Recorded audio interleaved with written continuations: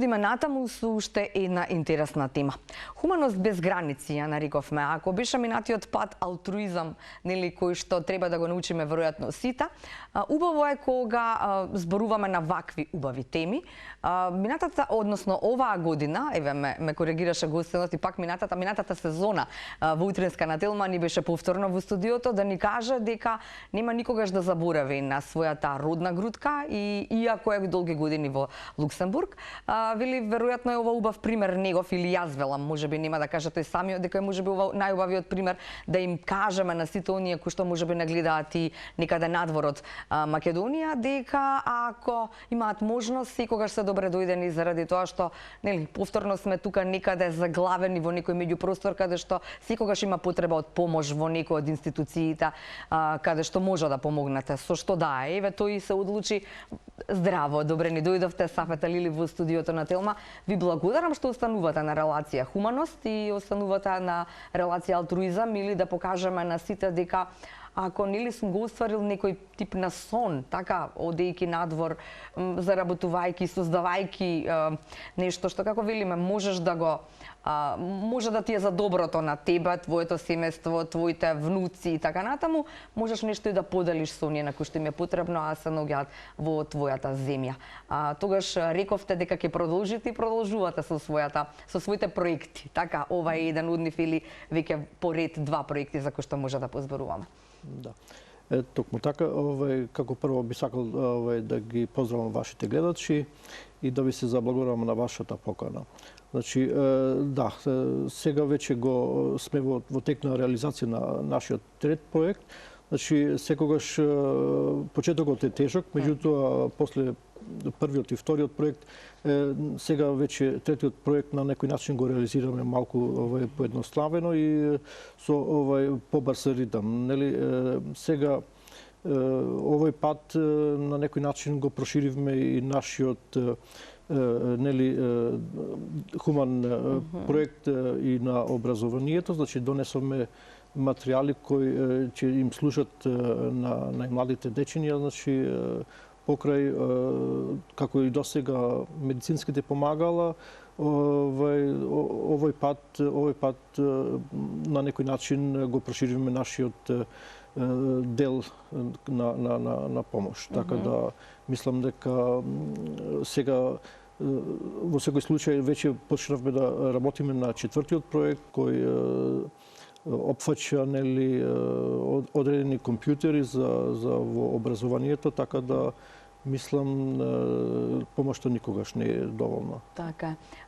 Колку и каде беше донирано? Имаме ние некои фотографии, инсерти, ќе ги пуштиме од режија, но вие кажете ми и како, нели? Ако минатиот пат каде, нели, потсетете на само каде беше тогаш донирани, колку беа тоа помагала, а колку овој пат донесовте? Па, како што рековме, првиот проект беше наменет за здравствениот дом Ростуше и Отешево, значи заводот за белодробни заболувања.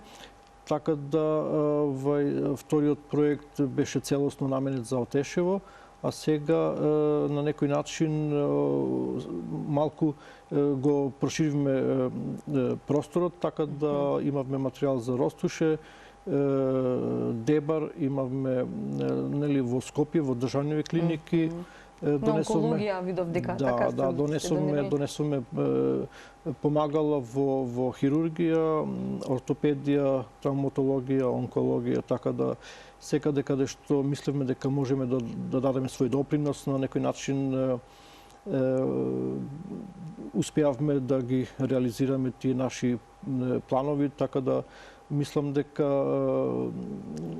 ова мора на некој начин да се продолжи понатаму, пошто потребите се навистина големи. Ние сме веќе во контакт со и други болници, така да мислам дека ова веќе вродува со плод. Што се плодовите? Што ви велате во оние кои што еве има можност некои медицински помагала да ги користат месециве додека вие повторно не дојдовте?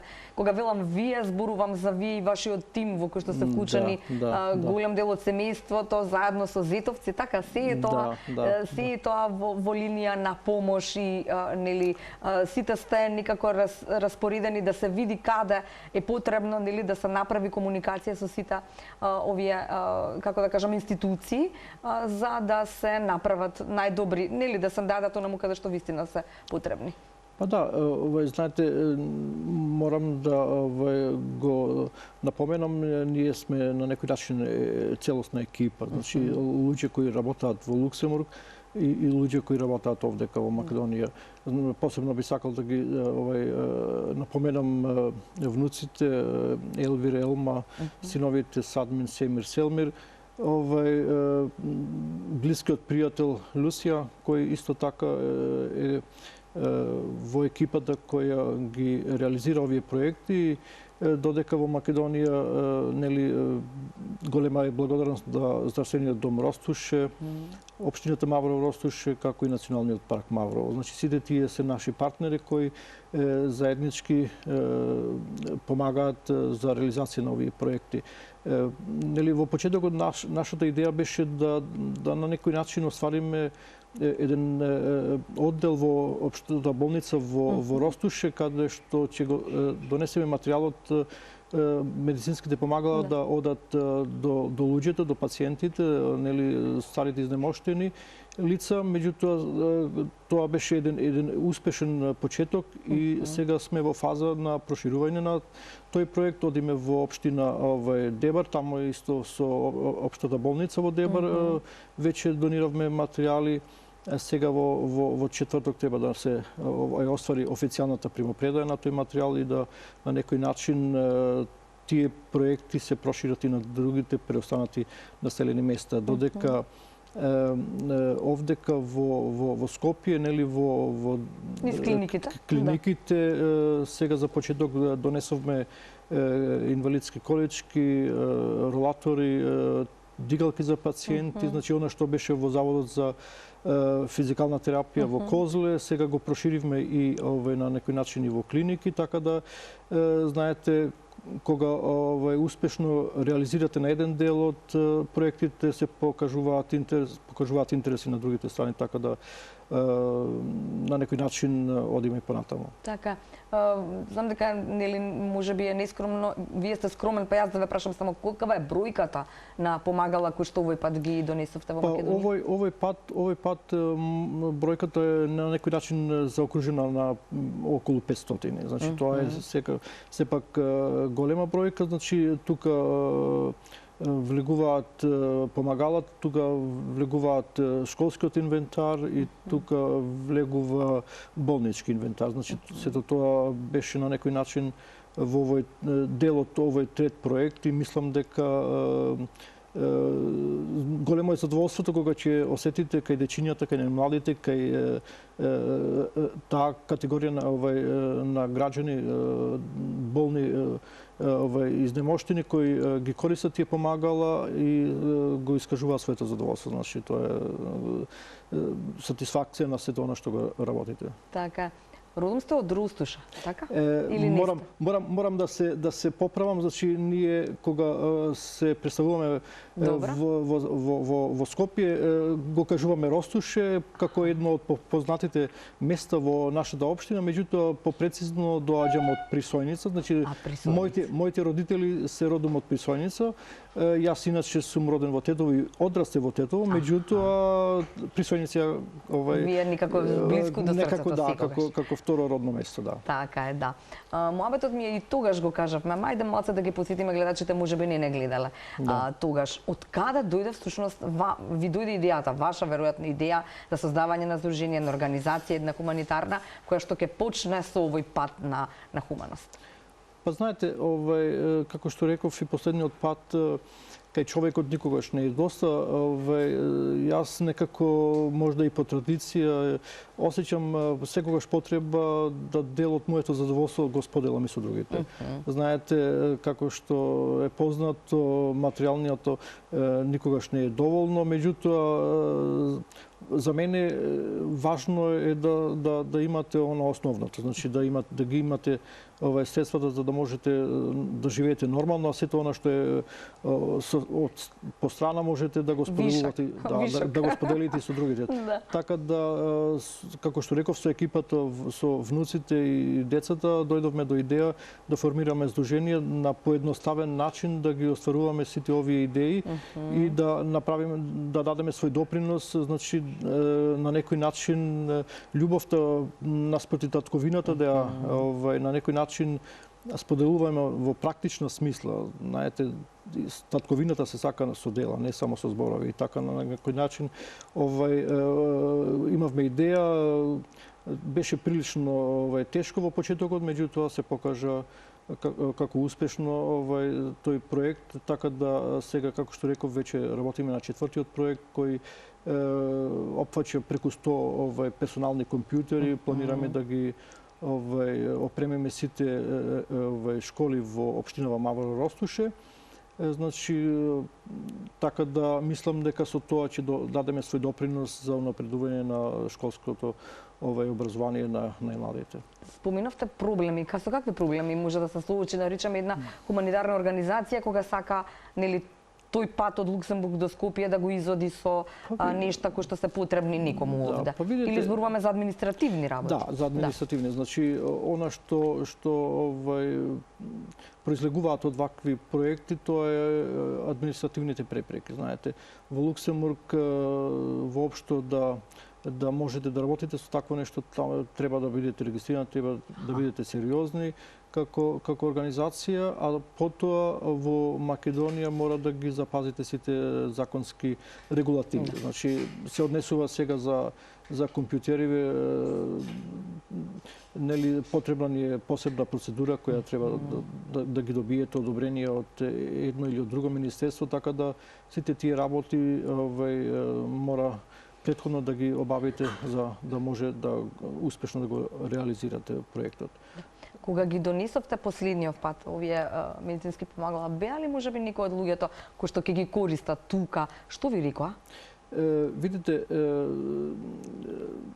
вистински тешко е да се опише, да го видите задоволството на некој лице кога му дадувате некое помагало. Значи, што му е навистина неопходно. Да, не би сакал сега да ги нарушувам приватностите на поединци, меѓутоа имавме и приватно луѓе кои се во вистински неповолна состојба, нели, лица со посебни потреби кои им дониравме колички, кои им дониравме дигалки за пациенти, пристапни рампи за возила и така натаму, луѓе кои навистина мачеле да, нели, во своето секојдневие, да го видите задоволството на нивното лице, тоа е навистина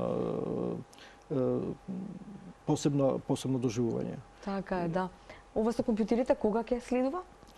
Другата година, така? Ние сме, ние сме во фаза сега на овие административни процедури, значи штом го добиеме одобрението од Министерството за екологија, ќе можеме да го планираме во текот на следната година. Значи материјалите ги имаме веќе во наша собственост, тоа се во нашите магазини во Луксембург, така да штом ги добиеме одобренијата од Министерството овде во Македонија, ќе може да ги реализираме.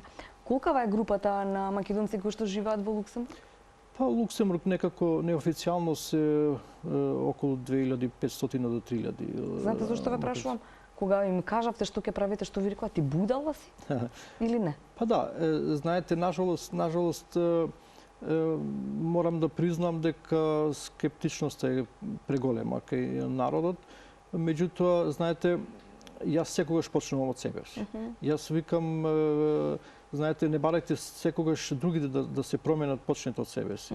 Значи, без разлика каква е ситуацијата во државата, во светот, таа социоекономска ситуација неповолна, некако луѓето ги тера да бидат превише песимисти. Меѓутоа, јас не сакам да размислувам на таков начин и секогаш поаѓам од себе си и викам почнете од вас самите.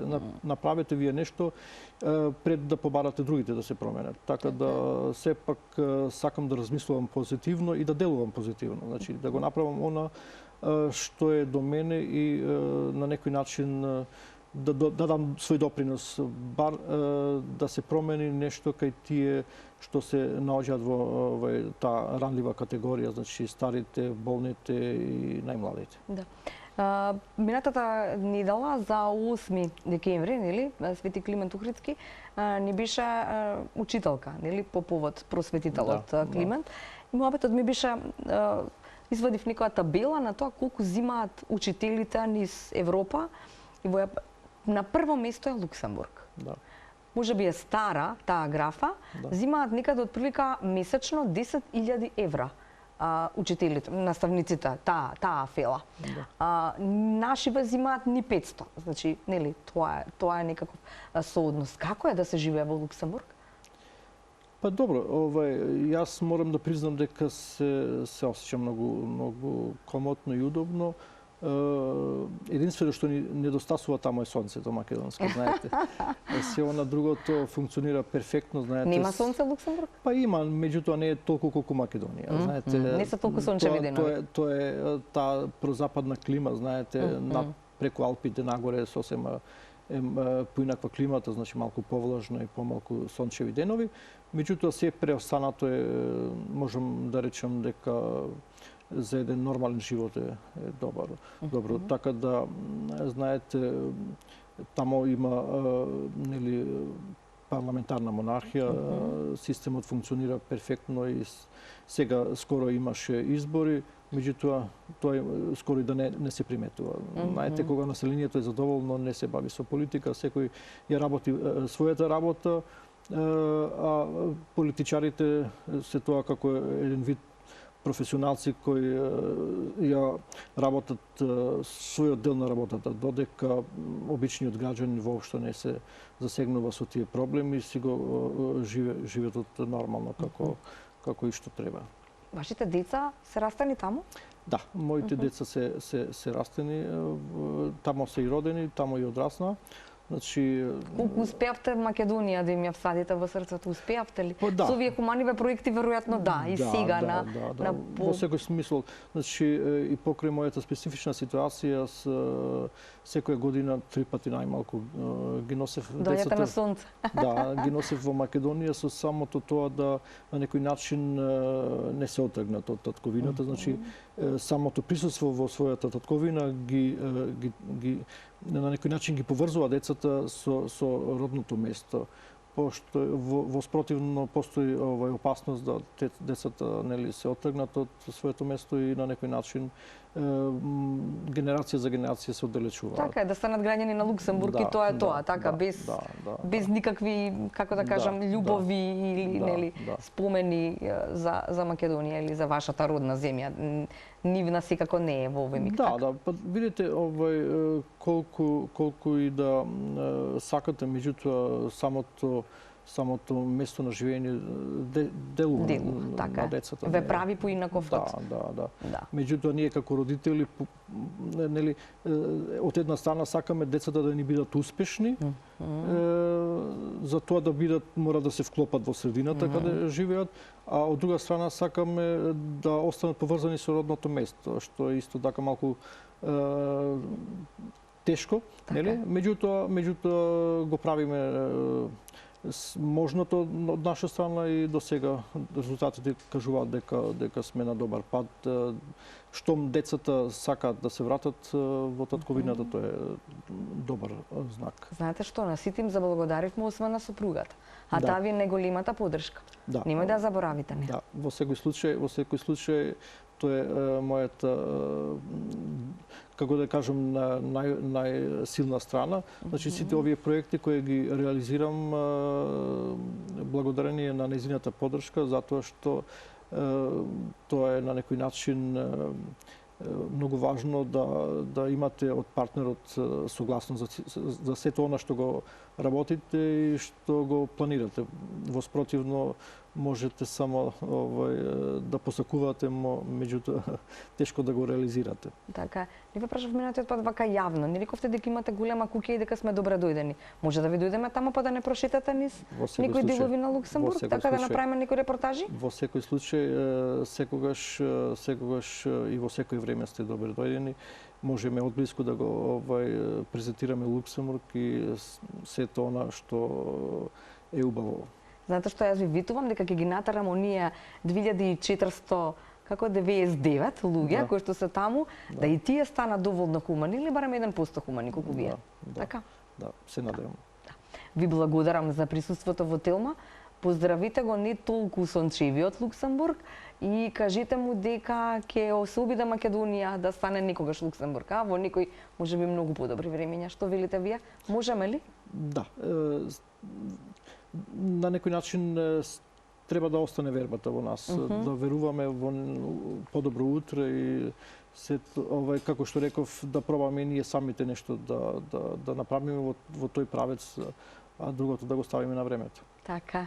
Беше тоа Сафета Лили, ви благодарам, ве чекаме повторно за следните проекти со компјутерите, тука сме да ве поддржиме секогаш и да им кажеме или да ги поттикнеме и нашите гледачи да им кажат на оние кои што не се доволно хумани дека како вели Сафета Лили не ви треба многу, нели? Направете нешто со она повеќе од повеќе што го имате, помогнете некому кому што е повеќе од потребно.